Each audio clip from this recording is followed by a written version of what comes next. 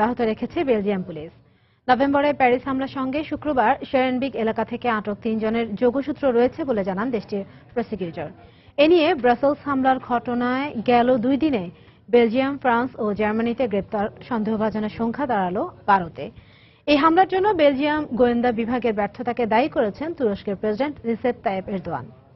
সন্ত্রাসবাদ দমনে বেলজিয়ামকে সব ধরনের সহায়তা দেবার প্রতিশ্রুতি দিয়েছে যুক্তরাষ্ট্র।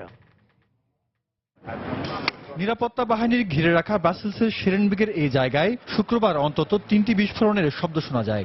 এরপর ওই এলাকায় বোমা নিষ্ক্রিয়করণ রোবট নিয়ে রাস্তায় তল্লাশি শুরু করে পুলিশের বিশেষ স্কোয়াড। অভিযানে গ্রেফতার করা হয় 3 সন্দেহভাজনকে।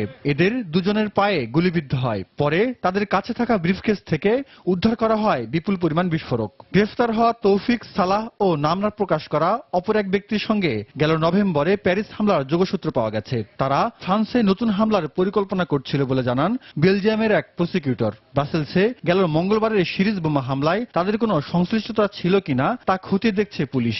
তবে গেল সপ্তাহে আটক প্যারিস হামলার প্রধান সন্দেহভাজন সালাহ আব্দুস সালাম পুলিশের জিজ্ঞাসাবাদে ব্রাসেলস হামলার বিষয়ে এখনো মুখ খোলেননি বলে জানায় কর্তৃপক্ষ। ব্রাসেলসের আত্মঘাতী হামলায় নিহতদের মধ্যে নেদারল্যান্ডসের 3, যুক্তরাষ্ট্রের 2 ও যুক্তরাজ্য, চীন, জার্মানি ও ইতালির 1 জন করে নাগরিক রয়েছেন বলে নিশ্চিত করা হয়েছে।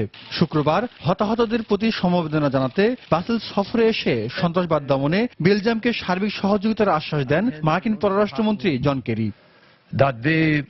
আইএস দমনে বেলজিয়ামের সঙ্গে আরো ঘনিষ্ঠভাবে আমাদের কার্যক্রম অব্যাহত থাকবে। আমার দৃঢ় বিশ্বাস জঙ্গিদের নির্মূল করে সাধারণ মানুষের দৈনন্দিন জীবনে স্বাভাবিকতা ফিরিয়ে আনা সম্ভব হবে।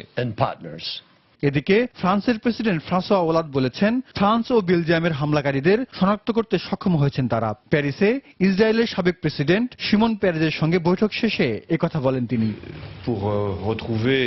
ব্রাসেলস ও প্যারিসে সাম্প্রতিক সন্ত্রাসী হামলাকারীদের নেটওয়ার্ক ধ্বংসের প্রক্রিয়া চলছে। ইতিমধ্যে হামলায় জড়িতদের বেশ কয়েকজনকে গ্রেফতার করতে সক্ষম হয়েছি আমরা।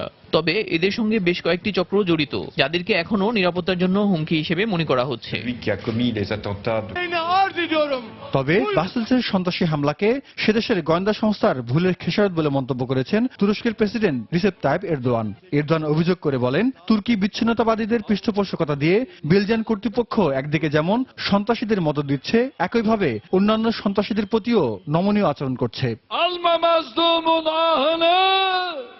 জাহিদুর রহমান, সময় সংবাদ।